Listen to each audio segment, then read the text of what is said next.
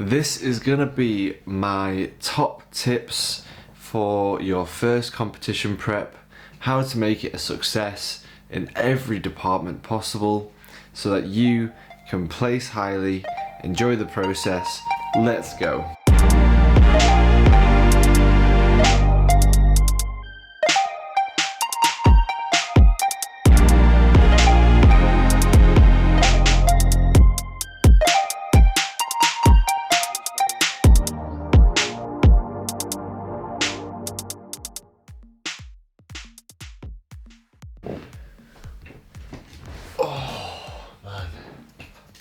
That prep life 6 weeks ago, and the legs are starting to ache when I sit down. That's when you know it's game time. Also, for those wondering, nice little Vimto ice lolly that I found in Aldi, and they're like 1 calorie per lollipop, per lolly stick, per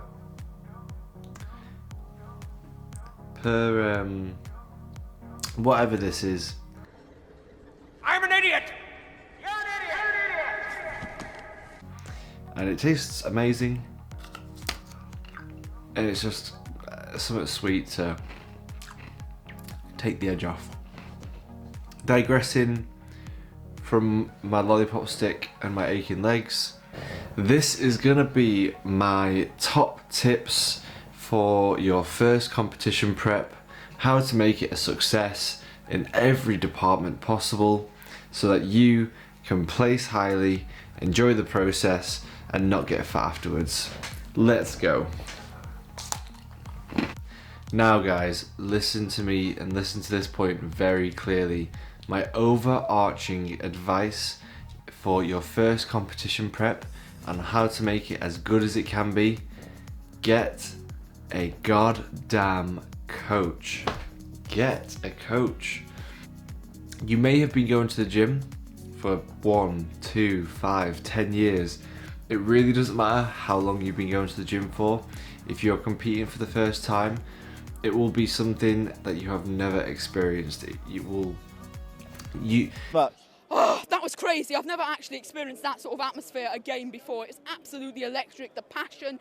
It's hard to explain to you what prep is like unless you've done it and you've been there and you've done that process and you've come out the other end somewhat alive. There's so many benefits to having a coach. Basically, by getting a coach, all these other tips that I'm going to tell you that you need to keep in mind, you won't even have to worry about, because the coach will be telling you them anyway, and will be telling you what to do specific to your situation, how far you are out of your competition, your diet, your exercise plan, your whatever. He can tailor the whole process to suit you as a person and an individual.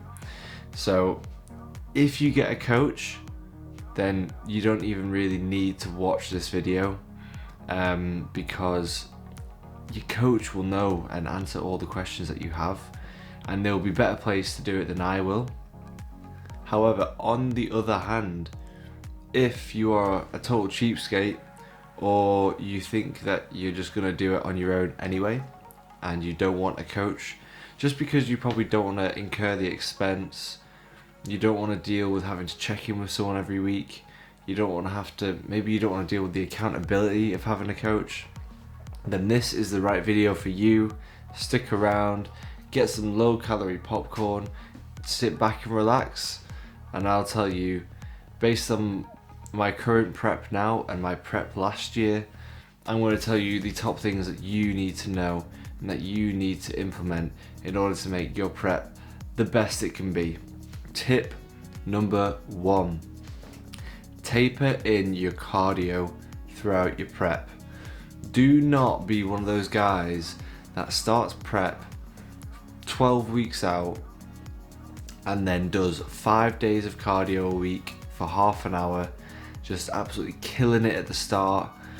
Because although you will make great progress in those first few weeks of your prep, you're not gonna, you have no wiggle room, you have nowhere to go.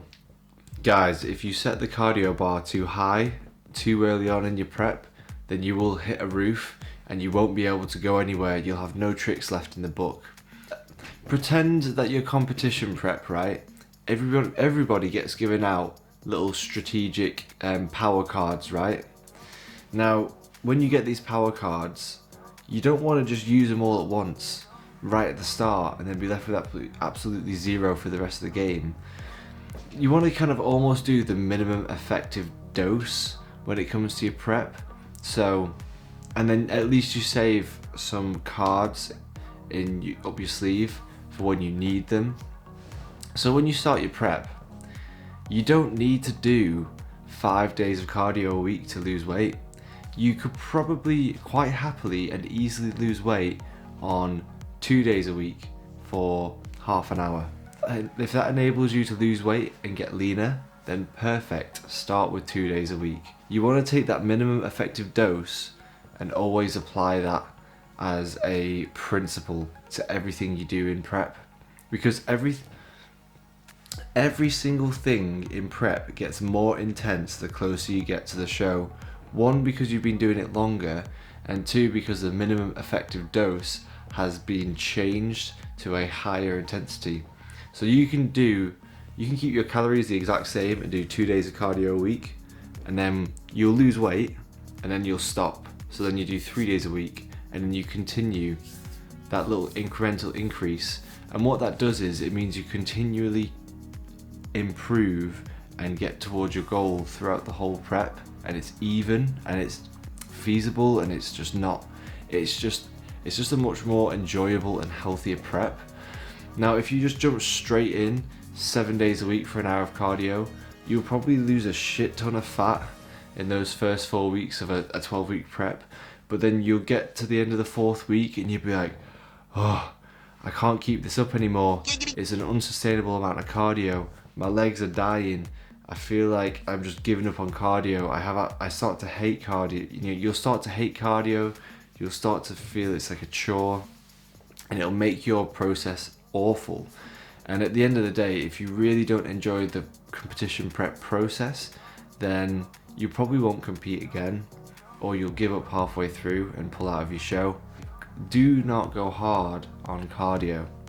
Start small, or if even better, if you can get away with it, start with zero cardio. Zero, as in a zero. And build from there. And you don't really want to be hitting your maximum capacity of cardio until maybe 3 weeks out.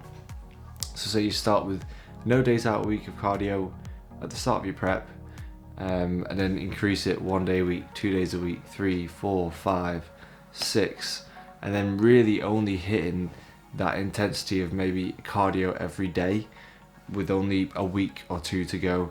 Because then at least you know, if you get there and you're like, wow, this is hard, 7 days a week of cardio, but I can keep it up for a week or 2 weeks, I know I can do that, then it's fine.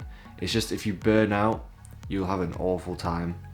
If you burn out early, chances are you're probably going to struggle to keep it up for the rest of the time. Tip number 2, do not drop your calories so quickly. And on the same point as that, don't be so easy to drop the calories when you stop seeing progress being made. I'm having a lollipop break.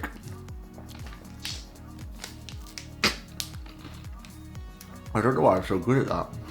Giggity giggity, giggity goo. Stick around. Back to point 2.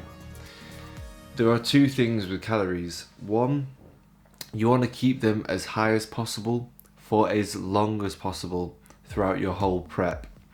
Usually what I would say is always look to increase cardio over reducing calories at first. Obviously, if your cardio is getting excessive and it makes more sense to play with your calories, then do so. But I would definitely look to increase my cardio first before reducing calories, just for a number of reasons, like just keeping you generally healthy, making sure you have a good micro and macronutrient intake, making sure your weight training is fueled, because dropping calories can be an aggressive cycle of reducing output and reducing input, which I will probably cover that in a separate video. But the main thing you want to take away from this tip is don't reduce your calories so quickly. What I would do is before you start your competition prep, figure out what your maintenance calories is and get around that point or just below.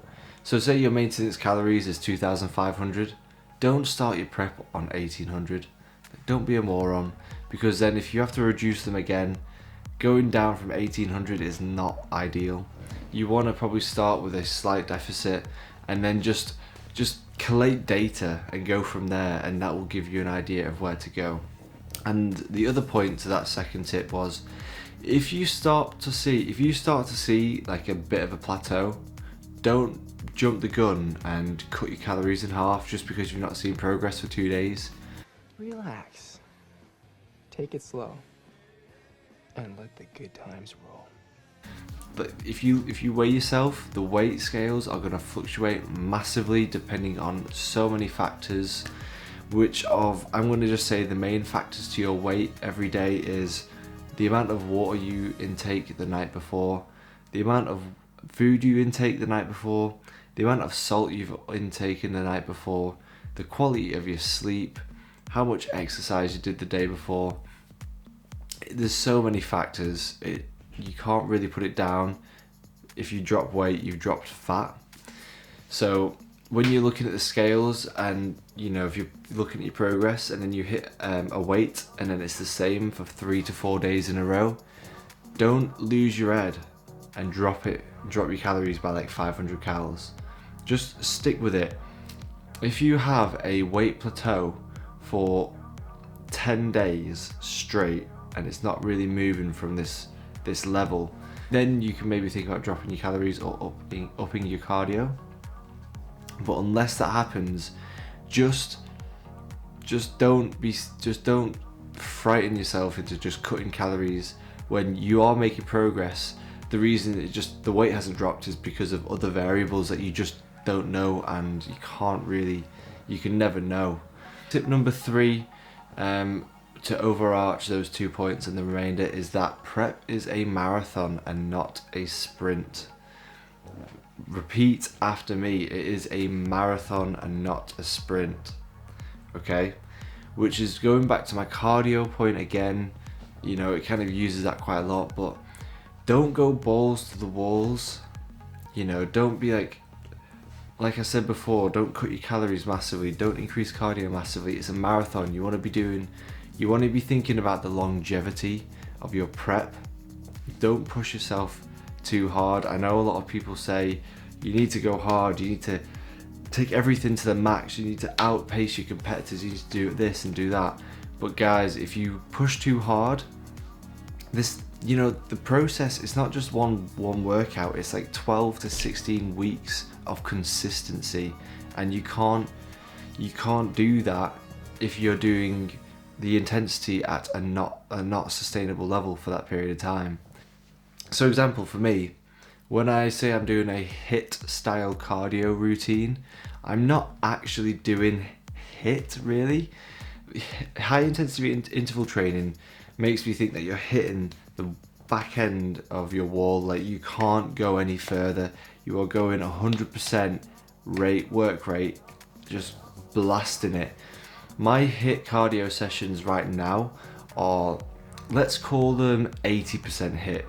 So when I'm doing my high intensity interval of my cardio, say on the treadmill, I'm running on an incline at 12 kilometers an hour, right? That's pretty tough. That's like 80% of my work rate. I probably could do 15 miles an hour on the treadmill, but then I know I would have to push myself to maximum exertion. And if I do that, I know that I'll be super achy for tomorrow when I have to do the exact same thing again for more cardio, or I know I've got leg day the next day. You want to make sure that you're leaving a little bit in the tank so that you don't burn out, and that you can actually continue to be consistent with your intensity throughout prep. I would rather do 12 weeks at 80% work rate and intensity than do 4 weeks at 100% and then just sack off the remainder or just do it at 50% because your body's just too fatigued and screwed up from going too hard. Marathon, not a sprint. And it takes me back to another point in terms of making sure you're making progress. To assist you in making decisions is collate data. Data is going to be your best mate on prep, and data will also be your best mate in all your fitness goals that you set thereafter and any preps that you do thereafter. So when I say collate data, I mean record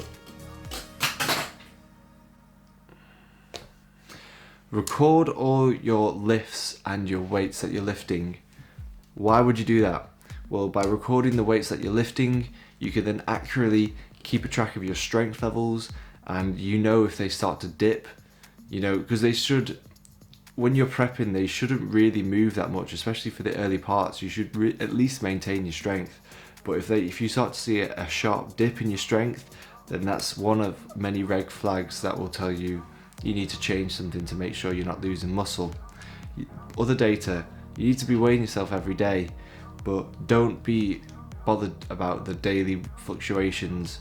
If you weigh yourself daily and take a weekly average and then compare those weekly averages, then you'll have accurate data on how your weight loss progression is going, and you can accurately see whether you're starting to plateau based on 7-day rolling averages or something of that nature. Number 3, data. Collate on what your macros are or what your meal plan is throughout the whole prep, because then if you do that, at least you know what you're eating and where you can take food away, and then when you start to come out of the competition prep or you go into another one or you're looking to bulk, you can use that data to set your future nutrition plan. It's just, you've got to be collating data, guys. Like those 3 data sources that I just told you, they're factual. Like you can't deny them. They are a good way for you to 1, know where you are at now, 2, see how far you have come, and 3, have an accurate idea of what you need to be on show day. And then you can see where you need to be on show day and where you are now, whether that's in terms of your weight, how much cardio you need to end up doing, how much you need to drop your calories by at the end, and it just makes it so much easier. So make sure you're accurate, you're consistent, and you're collating data, you're interpreting it properly, and then you're adjusting variables as necessary to get you to that stage day goal, which is shredded. And that's about it really, just get shredded. And the last point I'm going to leave you with, guys, to make sure you have a positive prep, is to not focus too much on the show day, and really just try and enjoy the process. I know it kind of sounds really backwards to say, you know what, enjoy that process of starving yourself and saying no to social events, sex life, relationships, happiness, food. Yeah, I'm not really selling this, am I? But what I'm trying to say is, guys, at least try and enjoy the process. Just enjoy each day as it comes, the discipline that you're driving into yourself, the small changes that are happening on a daily basis in your body, that you're starting to get leaner. It's like a piece of art that you're sculpting yourself, and you know, you're improving yourself every day. So just try and enjoy the day's process, and just because the worst thing you can do is get yourself into the mindset where you're like, oh, just four weeks to go, 28 days left, 1 day down, 27 to go, can't wait for show day, I just want it to be over. Like that kind of stuff, it's just going to negatively impact your prep.